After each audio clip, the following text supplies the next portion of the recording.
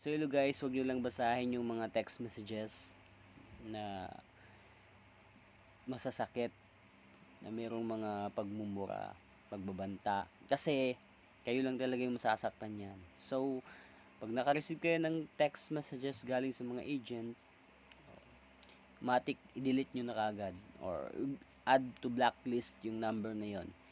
Kasi kayo lang talaga yung masasaktan. Then, sa calls naman, matik lahat ng mga calls ng mga agent add to blacklist lang. Maubusan din yung ng number, maniwala kayo. Kasi the moment na pinapansin nyo yan, the moment na sinasagot nyo yung mga text na yan, kayo rin din yung masasaktan. So, wag nyong masyadong isipin, wag nyong masyadong damdamin. Yung mga text nila, dead man na lang. Okay?